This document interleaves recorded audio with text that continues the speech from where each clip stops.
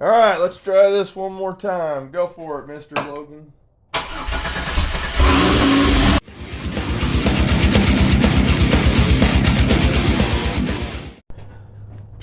All right, so we're gonna be getting this thing running this weekend, hopefully. So right now, we're getting our fuel lines hooked up. They're just kind of sitting in place right now. I've done a lot so far. I just haven't recorded much of it, I won't lie. So right now we have our plug wires hooked up, which was not fun. I had to get under the car and actually sit on the motor, just like when I took the valve covers off to paint them. And to switch the gas cap because it was over there, and that's just not gonna, or the oil cap, this is not gonna work. So we took these. I grabbed them off of a small block Chevy distributor cap, and then I used the larger going to this side, obviously, and then smaller going to this side. Obviously, we have all our Chilton manuals, and so I'm gonna record myself actually doing the fuel lines.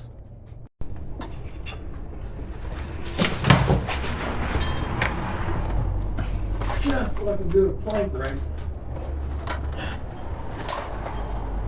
Ow! Fuck.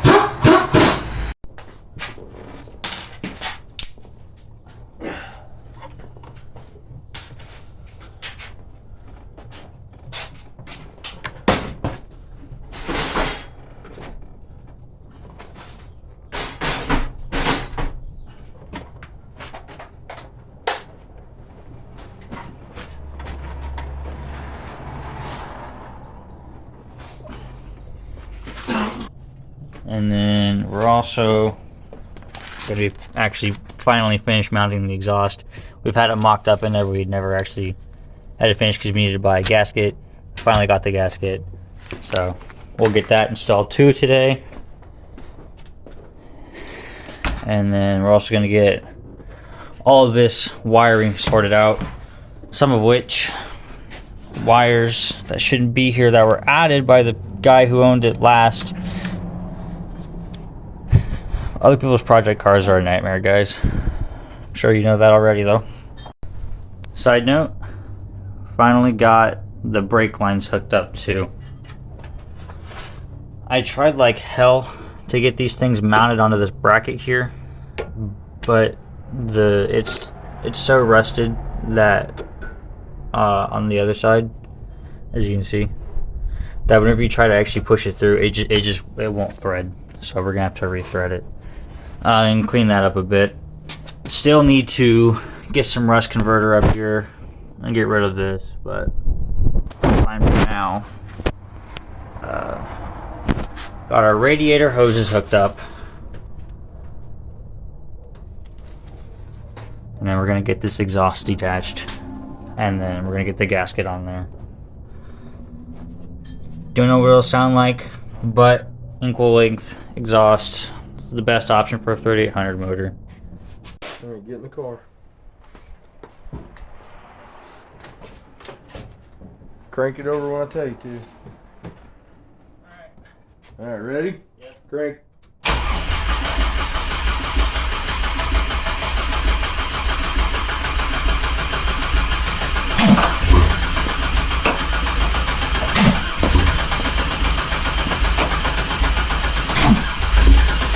Alright, stop.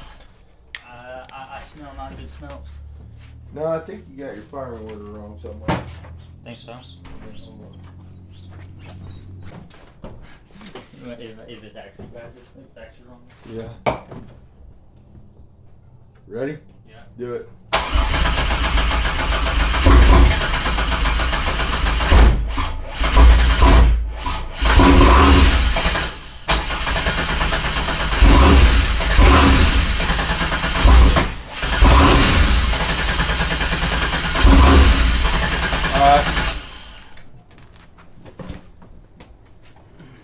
wondering if the supercharger has to be fitted. It might be. Go ahead and pause it.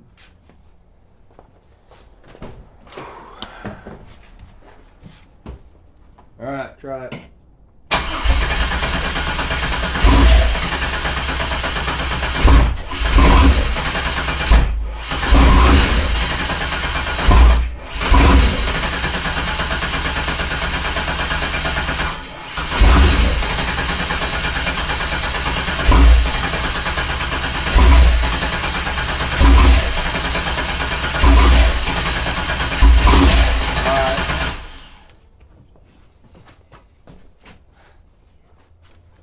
Why do you think it's not starting?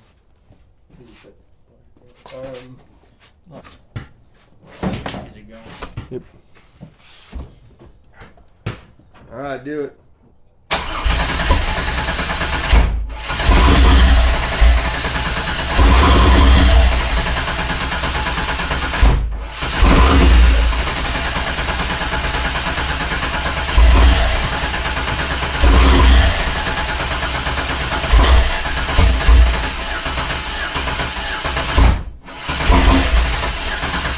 Alright, let off.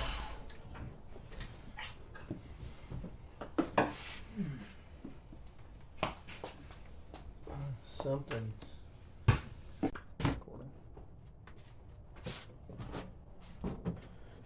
Alright, let's try this one more time. Go for it, Mr. Logan.